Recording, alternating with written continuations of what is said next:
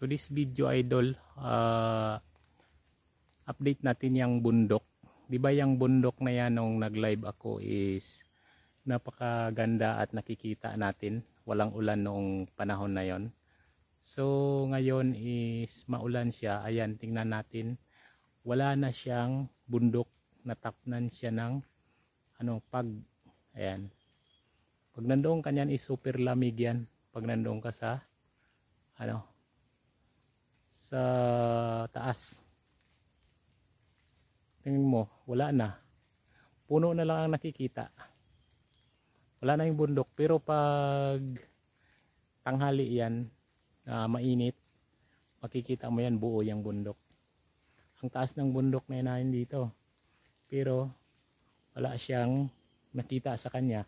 So ang dito sa kabila, yung sa tinatawag na na tugundan, ayan yung tinululubugan ng araw, ayon. Kitang-kita, di ba? Ang nilulubugan ng araw. Makita mo na mayroon talagang bundok pa. Pero yung dito sa kabila, yung sa mataas is wala talaga siya. Wala kasi ako doon sa kabilang bahay, dito ako sa kabila. Dito sa aking munting kubo sa farm area, at diyan ang bundok ay pinakamataas yan, pero ngayon is wala siya. Dito ako sa doon yung kabila na makikita siya doon sa rooftop ng bahay. Doon siya nakikita, pero dito is hindi siya makikita dahil siya, wala nang makita sa kanya dahil sa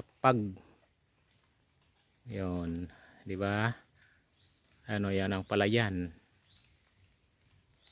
diyan. Doon sa kanto na yun, yung may malapit sa may puno na yun ng kahoy, hanggang doon yung palayan, papunta dito, punta dyan. Ayan, dyan din siya sandal. Ayan, ganyan ka siya lawak yung dito. Tapos meron pa doon sa kabila, at yung nasa taas naman is sa kabila naman yan. Hindi na dito sa amin, hindi na yan dito sa amin, kundi sa kamag-anak namin sa kabila.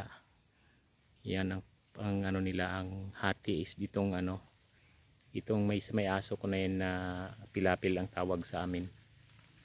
Yan ang hati ng ng lupa sa palayan. Ganyan siya kahaba. So ganyan ang view dito sa amin. At ayan is makaulan.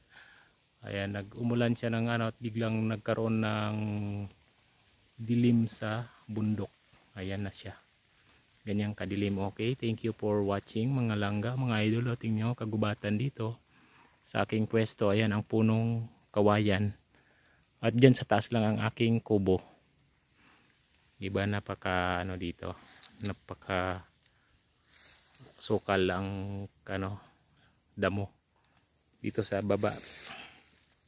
Pero hindi naman to na inaano ng tao, kundi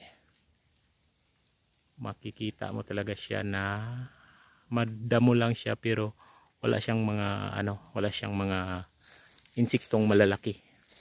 Okay, thank you for watching. Maraming salamat at bye bye for now.